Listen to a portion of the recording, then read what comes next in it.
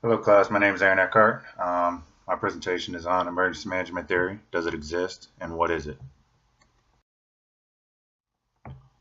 First, I will start with defining what emergency management is versus theory. Emergency management is defined as a managerial function charged with creating the framework within which communities reduce vulnerability to hazards and cope with disasters. Theory is a set of principles on which the practice of an activity is based or an idea used to account for a situation or justify a course of action.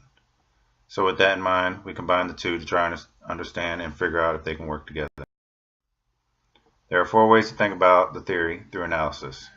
History refers to the fact that any analysis should consider what has taken place in the past as a resource in understanding an event. The need for historical context may not always be clear, but it should be used. Social construction, the individual and group process of defining a situation. Researchers typically ask participants open and closed-ended questions to the question theory. Talk to participants about why they do what they do, what drives them, and so forth. It is important that the definition being studied follow the thoughts of the participants and not the assumptions of the researcher. Power, the ability of individuals, groups, and organizations to get others to do what they want. For example, one group may have access to more resources, so as to allow them to implement their plan over that of others. Sensitivity to the variability of power can give increased understanding of why things are completed or not completed within the realm of emergency management. Adaptation. In the anthropological sense, culture is a human adaptation to the environment. Since it's an abstract concept, it can encompass virtually everything in society. Example, concepts of mitigation, preparedness, response, or recovery. This may also encompass vulnerability. To understand the theory, when we perform emergency management functions, we make predictions. These predictions are essentially cause and effect statements. Theory as well is fundamentally a series of these same statements, so good theory should help us make good predictions. Consider the newly released principles of emergency management as variables. We can place a scale to the left of each of the 8 principles to remind us that each varies.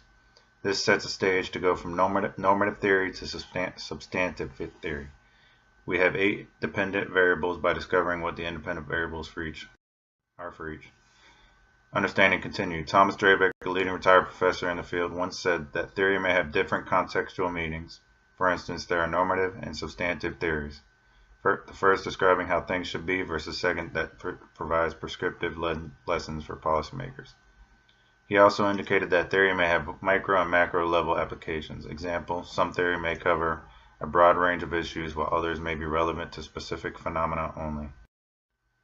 There are 4 phases to emergency management and how they link with theory. The 4 phases are mitigation, preparedness, response, and recovery. There are also some definitions that we can look at to decide whether or not to believe there is an emergency management theory.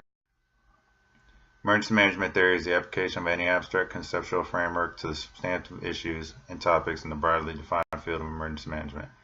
Emergency management theory is that body of conceptual material that attempts to classify, organize, and explain the behavior of individuals, groups, organizations, and larger entities to cope with the emergencies, disasters, and catastrophes.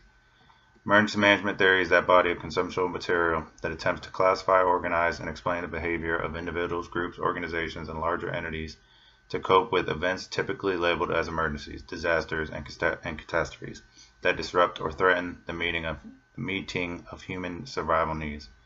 These varying definitions can cause us difficulty as we attempt to define what is included within the scope of emergency management theory. My conclusion is, now that we know that theory is idea or principle based, I believe it links and works together with 4 phases of emergency management, which essentially was an idea based on the principles we as emergency managers feel will help to keep our citizens safe in a time of disaster. Thank you.